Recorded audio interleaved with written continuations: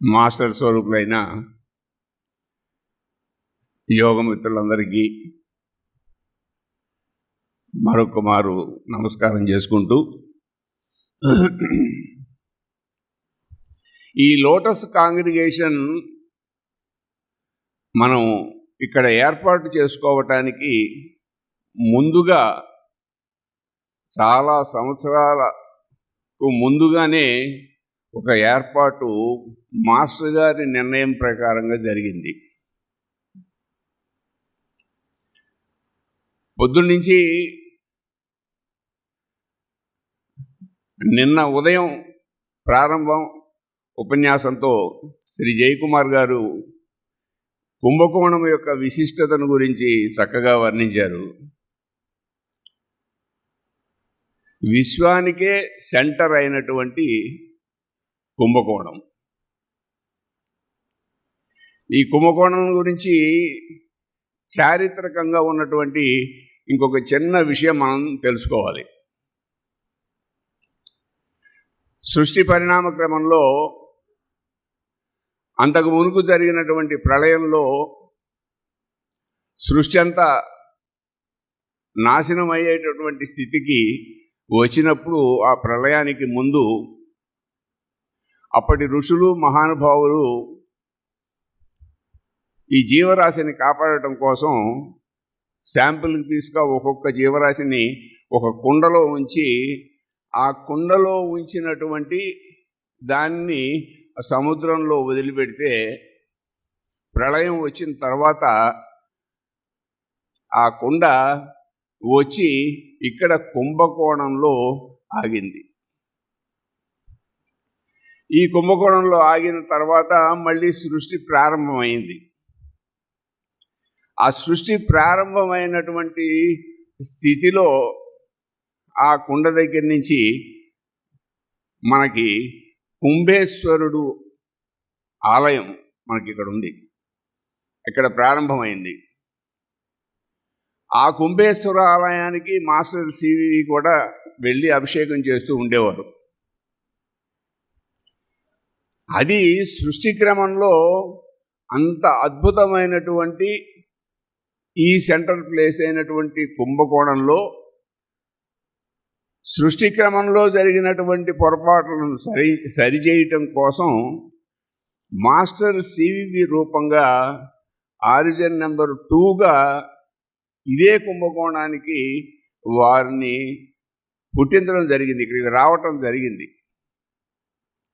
తిరిగి వారి ద్వారానే ఈ సృష్టిలో ఉన్నటువంటి లోపాలను సరిచేసుకుంటూ ఈ సృష్టికి ఒక స్థిరత్వము, ఈ సృష్టి పరిణామ క్రమంలో వచ్చినటువంటి మానవుడికి స్థిరత్వము ఇచ్చి ఈ సృష్టిని స్థిరంగా నిలపటానికి జరిగేటువంటి ప్రక్రియ జరుగుతూ ఉంది. ఇది జరుగుతూ ఉండగా యాక్చువల్గా మాస్టర్ సివి ఫిజికల్గా ఉండగానే ఫిజికల్ ఇమ్మోర్టాలిటీ ఇవ్వాలని, ఈ సృష్టిని స్థిరంగా ఉంచాలి అనే ప్రయత్నం వారు చేసినప్పుడు వారికి పైనుంచి ఈ సృష్టి అప్పుడే కనుక ఆ స్థిరత్వానికి కనుక వస్తే మిగతా చాలా సృష్టి క్రమంలో ఉన్నటువంటి ప్రాబ్లమ్స్ బోలెడన్ని దెబ్బతింటాయి. కాబట్టి మీరు మరుగున ఉండండి, టైం వచ్చినప్పుడు చేస్తాము అనేటువంటి ఇది ఒక టీం వర్క్. ఇది విశ్వవ్యాప్తంగా ఒక ప్రణాళిక ప్రకారంగా జరిగేటువంటి కార్యక్రమము. ఆ కార్యక్రమంలో భాగంలో మాస్టారు మరుగున ఉండాల్సి వచ్చింది. అటువంటి మహత్తరమైనటువంటి ఈ కుంభకోణంలో మనం చేసుకుంటున్నటువంటి ఈ లోటస్ కాంగ్రిగేషన్కి ఇప్పుడు మనం ఒక 1000 అటు ఇటుగా వచ్చి ఇక్కడ కార్యక్రమాన్ని మనం చేసుకుంటున్నాం. ఇక్కడ చక్కటి సాధకులను తయారు చేయటం కోసం ఒక బ్రహ్మాండమైన వర్క్షాప్ జరుగుతూ ఉంది. ఇది నేను యాక్చువల్గా 2005 పురుషోత్తం మాస్టర్ గారి దగ్గరికి పంపించడం జరిగింది. అక్కడ కొంత ట్రైనింగ్ జరిగింది. అక్కడ మనం తెలుసుకోవాల్సినటువంటి విషయం మా మిత్రుడు రమేష్ రాజు గారు చెప్పినట్టుగా యోగం చేసేది కాదు, జరిగేది. నిన్నటి నుంచి ఇవాళ నుంచి మన వాళ్ళు సీనియర్ యోగ మిత్రులందరూ చక్కటి సాధన క్రమము, ఈ జరిగేటటువంటి విషయాలు అన్నీ చక్కగా వివరించుకుంటూ వచ్చారు. ఈసారి కూడా చక్కటి ఇన్వొకేషన్స్, ప్రేయర్స్ తోటి మంచి ఎనర్జెటిక్ సిస్టమ్ కనిపించింది. ఇది మనకి అభివృద్ధి చెందుతూ ఉంది. లక్ష్మీకాంతం అమ్మగారు చెప్పినట్టుగా మాస్టారు జెట్ స్పీడ్లో పనిచేస్తున్నారు. మనకి ఎంత స్పీడ్గా పనిచేస్తున్నారంటే విశ్వవ్యాప్తంగా అనేకమైన దేశాల్లో యోగ సాధన జరుగుతోంది. ఆఫ్రికా ఖండాల్లో కూడా జరుగుతోంది. పొద్దున మూర్తి గారు కూడా సైంటిఫిక్గా మనకి యోగం ఎలా సాధన చేసుకుంటాం, ఎలా జరుగుతుంది అనే క్రమం కూడా వివరించారు. పొద్దున గోపికృష్ణ గారు మాట్లాడుతూ ఇక్కడ పలికేది నేను కాదు, పలికించేది మాస్టరు, ఆయనే పలుకుతారు, ఏం పలికితే అది పలకాల్సిన పరిస్థితి అని చెప్పారు. దానికి కొంచెం యాడ్ చేస్తూ ఇక్కడ కూర్చుని మాట్లాడే ప్రతివాడిని మాట్లాడించేది మాస్టరే, అక్కడ కూర్చుని వినే ప్రతివాడికి కూడా ఈ వినిపించే ఏర్పాటు చేసింది కూడా మాస్టరే. చెప్పేవాడు మాస్టరే, వినేవాడు మాస్టరే. ఇది ఒక ఆకాశతత్వం. ఇక్కడ మాట్లాడేదంతా ఆకాశంలో రికార్డ్ అవుతుంది. రికార్డ్ అయిందంతా మళ్ళీ డౌన్లోడ్ అయ్యి మనకు అందుతూ ఉంటుంది. నేను ఒక 15-20 సంవత్సరాల క్రితం మీకు మళ్ళీ అక్కడ కూర్చుని పెద్దలు చెప్పినటువంటి విషయాలను విన్నాను. అక్కడ ట్రైనింగ్ కంప్లీట్ అయిన తర్వాత తీసుకొచ్చి నెమ్మదిగా ఇక్కడ కూర్చోబెట్టి చెప్పించడం మొదలుపెట్టారు. ఇది అంతా ఒక ప్రక్రియ ప్రకారంగా, ఒక డివైన్ ప్లాన్ ప్రకారంగా జరిగేటటువంటి విషయం. కాబట్టి అది మనం గమనిస్తూ పోవాలి. తర్వాత మనకి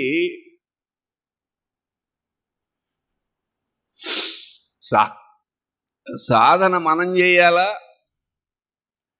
మనలో జరుగుతుందా అనేటువంటి ఒక చిన్న క్లారిటీ తెలుసుకుని తర్వాత పాయింట్కి వెళదాం. మనం ప్రతిరోజు ఉదయము సాయంత్రము మెరిడియన్స్కి కూర్చుని మాస్టర్కి సమర్పణము చేసుకుని నమస్కారం పెట్టుకునేదాకానే మన వంతు. మిగతా ప్రక్రియ అంతా కూడా మనలో జరగాలి, జరుగుతుంది, తెలిసినా తెలియకపోయినా. తెలిసిన వాళ్ళకి సాధనలో కొంత అనుభవం వచ్చిన తర్వాత ఆ అబ్జర్వ్ అండ్ అబ్జార్బ్ అనేటువంటిది తెలుస్తుంది. కొత్తగా వచ్చిన వాళ్ళకి తెలియదు. కరెంట్ అనేటువంటిది ముట్టుకుంటే ఎవరికైనా షాక్ కొడుతుంది. మైల్డ్గా ఉన్నప్పుడు అది కరెంటు అని తెలియదు. చాలా తక్కువ వోల్టేజ్లో కొట్టినప్పుడు అది సాధన కొద్దీ పెరుగుతూ ఉంటుంది. పొద్దున మూర్తి గారు చెప్పినట్టుగా 6 నుంచి 6:13 నిమిషాల దాకా మాస్టర్ గారు ఆ అనంతమైన ప్రాణశక్తిని తీసుకొచ్చి మనలో దించుతారు అని చెప్పారు.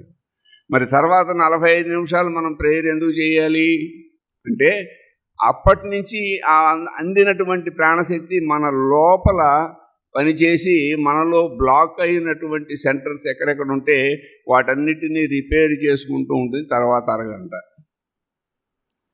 అందుకనే ఒక 10 నిమిషాలు ముందు రావాలన్నారు. అది పూర్తి స్థాయిలో అందుకోవాలి, నింపుకోవాలి, రిపేర్ చేసుకోవాలి. ఈ శరీరాన్ని ముందు రెక్టిఫై చేసుకోవాలి.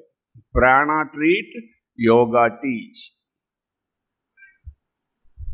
ఎప్పుడైతే ఆ ప్రాణశక్తి శరీరంలోకి ప్రవేశించి ఈ ప్రాణాన్ని ట్రీట్ చేస్తుందో, ఆ ప్రాణశక్తి సరఫరా అయ్యి అన్ని సెంటర్స్ క్లీన్ అయ్యి శక్తివంతమై తద్వారా ఈ శరీరం ద్వారా ఆ అనంతమైన ప్రాణశక్తి నింపబడి పంచబడాలి. Horizontal working. ఇక్కడ మహానుభావులు శక్తివంతులు అయినటువంటి వాళ్ళు మనకి కనిపించి కనిపించక సూక్ష్మ శరీరాల్లో మనతో పాటుగా ఉన్నటువంటి మహానుభావుల యొక్క ఆశీర్వచనాలు, వారి యొక్క శక్తిని మనమందరము ఈక్వల్గా పంచుకుంటాం. ఎక్కువగా ఉన్నవాడు తక్కువగా ఉన్నవాడికి పంచుతాడు. మహానుభావులు మనకు కనిపించకుండా సూక్ష్మ శరీరాల్లో ఉన్నటువంటి మహానుభావుల యొక్క బ్లెస్సింగ్స్ అందరికీ అందుతాయి. ఇలా మానవాళిని అంతటినీ ఉద్ధరించి ఈ మానవాళిలో నుంచే చక్కటి సాధకుడిని తీసుకువచ్చి ఆ తీసుకువచ్చినటువంటి సాధకుడి ద్వారా తిరిగి మిగిలిన మానవాళికి ఆ శక్తిని పంచుతూ అలా విశ్వవ్యాప్తంగా ఉన్నటువంటి మానవులందరికీ ఎవరికి ఎగ్జంప్షన్ లేకుండా అందరి చేత ఈ సాధన ద్వారా పరబ్రహ్మ స్వరూపులుగా తీర్చిదిద్ది పడాలనేటువంటి ఒక బ్రహ్మాండమైనటువంటి ప్రణాళికలో మనమందరము భాగమై మనమందరము ఇక్కడ కలిసి పనిచేస్తున్నాం. ఇది ఒక పెద్ద వర్క్షాపు. ఈ వర్క్షాప్లో మనమందరము సేవకులము. మన ద్వారా ఈ కార్యక్రమం అంతా జరుగుతోంది. ఇకపోతే ఈ లోటస్ ఇక్కడ జరగటానికి, అసలు లోటస్ జరగటానికి ఒక చిన్న ప్రక్రియ మాస్టర్ స్వయంగా చెప్పింది. ఇంగ్లీష్లో తమిళంలో ఉన్నటువంటి దాన్ని మనకి తిరిగి అందించినటువంటి విషయం ఒకటి చెప్తాం. కుంభకోణంలో మాస్టర్ గారి నివాస గృహమునకు ఎదురుగా శ్రీవారికి మరో ఇల్లు కలదు. అదే నేటి మన యోగా స్కూలు. ఆ స్కూలులో సౌత్ వెస్ట్ మూలన ఒక మామిడి చెట్టు కలదు. ఆ చెట్టు క్రింద క్రీస్తు శకం 1910 మే 29న రాత్రి 8:30 శ్రీవారు కూర్చొని ఉండగా వారు తనను తాను తెలుసుకొని తనకు మాస్టర్ సివివి గారై సర్వలోకోద్ధారణకు భృక్తరహిత తారకరాజ యోగమును ప్రారంభించి మనకు అందించిరి. నాటి నుండి ఈ యోగా వర్కింగ్ ఏ కొద్ది మందిలోనో ఈ యోగ సాధనలోనో జరుగుటలేదు. ఈ భూమండలం అందలి సర్వ మానవాళిలోనూ ఈ యోగా వర్కింగ్ జరుగుతున్నది. ఆయా దేహములను బట్టి ఆయా వ్యక్తులు తమలో జరుగు వర్కింగు ఏదో విధముగా గుర్తించి మాస్టర్ యోగ సాధకులై ఆ వర్కింగ్ను తీవ్రతరం చేసుకుంటున్నారు. ఈ యోగ లక్ష్యము ఏ వ్యాధులు నయం చేయుటకే కాదు. ఆ ట్రీట్మెంట్ విధానం ఒక రకపు ఆకర్షణ మాత్రమే. అసలు రహస్యము మీరు ఇంతకు ముందే మాస్టర్ వివరణల్లో చదివి ఉన్నారు. సృష్టిలోని లోపాలను, భూమిని, భూమిపైన మానవుణ్ణి సరిదిద్ది మానవ జన్మను పొందిన జీవి మరెట్టి మార్పులకు లోను కానీయక, రూపుభేదములు రానీయక ఉన్న రూపమునందే స్థిరత్వమును పొంది అమరుడై సదా శాశ్వతానమును పొందవలెను. అట్టి స్థాయికి మానవుడు మున్ముందుగా ఒక సాధకుడు చేరుకొని అంతనే మాస్టర్ గారు తిరిగి తన స్థూల దేహముతో సశిష్య సపరివారముగా మన మధ్యకు వచ్చుటకు ముందుగా మాస్టరు సెలవిచ్చి ఉన్నారు. 2006 మంది సాధకులు ఒక చోట కలిసి ఎం కోర్సు ప్రారంభింతురు. అప్పుడు మాస్టరు మన మధ్యకు వచ్చి మనతో సదా ఉండిపోయి మిగతా మానవ జాతినంతను అమరులను చేయుదురు. ఇది ఈ యోగ రహస్యము. ఈ పుణ్యదినము కొరకు మనందరము శ్రద్ధాశక్తులతో ఈ యోగ సాధన మార్గమును అనుసరించి సాధన చేయుటయే నేటి మన కర్తవ్యము. ఇది మనకు అందించింది. అనగా మనం ఈ సహస్ర సాధక సమ్మేళనం 1000 మందితో చేస్తే 1000 మంది సాధకులు మాస్టర్ చెప్పినట్టుగా సాధన చేసుకుంటూ ఉంటే మాస్టారు సశరీరులుగా వచ్చేస్తారు అనే దానికి ఇంకా కొంచెం టార్గెట్ పెంచారు. 2006 నామాలు ఉంటాయి ఎం కోర్సులో. ఇలా సాధకులు పెరిగి 2006 మంది ఒక చోట కూర్చుని ఎం కోర్సు సాధన చేసినప్పుడు మాస్టారు సశరీరులుగా వారి యొక్క శిష్య బృందంతో కూడా కలుపుకొని స్థూల రూపంలో వస్తారు అనేటువంటిది మాస్టారు సెలవిచ్చినటువంటి మాట. ఇది ఎప్పుడో 1918లో మాస్టర్ గారు చెప్పినటువంటి మాట. ఈ మాటలన్నీ కూడా